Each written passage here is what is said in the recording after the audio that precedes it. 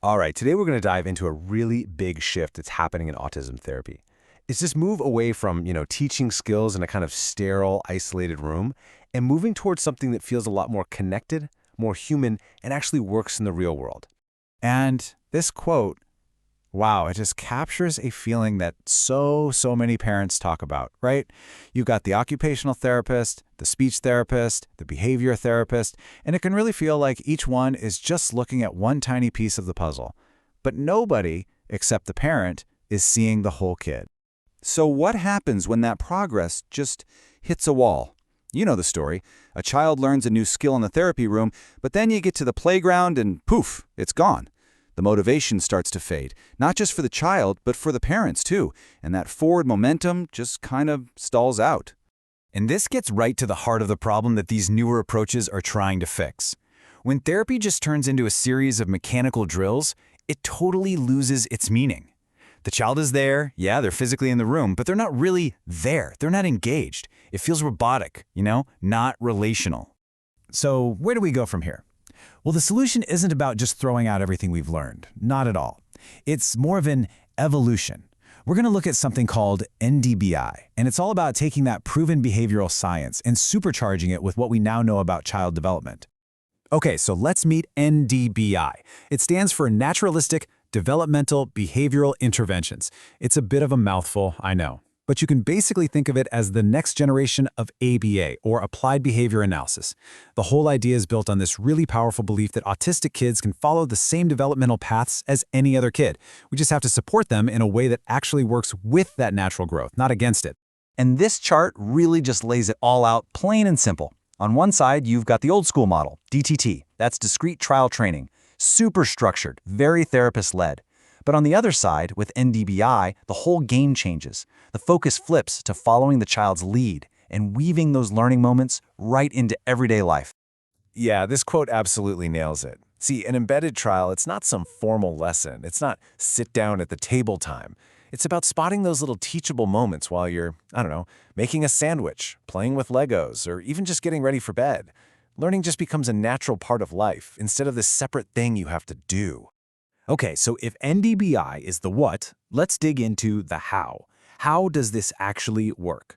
Well, it's all guided by two really important principles that make it so different.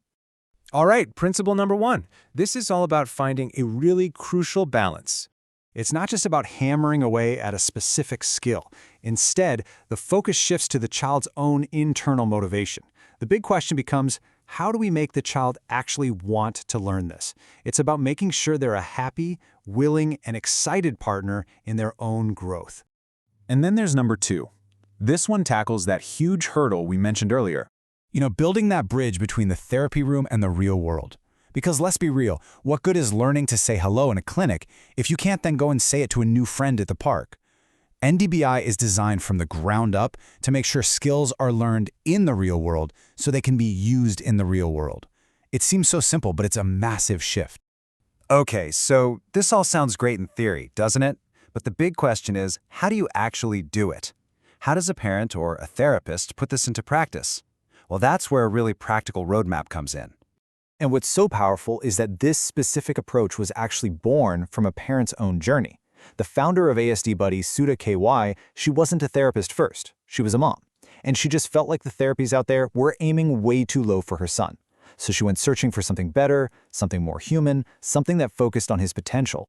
And that realization right there, that her child's potential was being seriously underestimated, that was the spark. It became the driving force for her to create a practical tool that could help other families aim higher too. And what she created is called the Freedoms Model. The best way to think about it is like a 10-stage roadmap. It's designed to help parents figure out exactly where their child is on their journey of engagement and independence. And then it gives them a clear plan for what to do next, right at that level. So here you can see just a little snapshot of that journey. It starts with the very foundations of connection. Freedom 1 is all about encouraging looking. And then it builds step by step all the way up to things like rhythmic engagement and eventually Freedom 10, which is all about being self-aware and continuing to grow. And the key is, this all happens in the child's natural, everyday world. The whole goal here is to make parent education a core part of the process. It's a huge shift, really. It moves parents from being, spectators who just drop their kids off at therapy to being the primary agents of change. They become educated, confident, hands-on partners who are empowered to make a difference. So when you boil it all down, this shift, this evolution from the old way to NDBI, it's about so much more than just a different technique. It's a fundamental change in philosophy. See, the goal isn't to make autism go away. It's not about trying to fix a disorder. Not at all. It's about seeing and supporting the incredible potential that's inside every single child, helping them do so many of the things all children do, just on their own unique path. And this is the message, right here, at the very heart of this whole philosophy. Aim higher, guide them, and they will make their own way into the world. It's a powerful call to believe in a child's potential, give them the right support, and then trust them to find their way. Which really leaves us with one final thought, doesn't it? What kind of potential could be unlocked if we just saw the whole child first,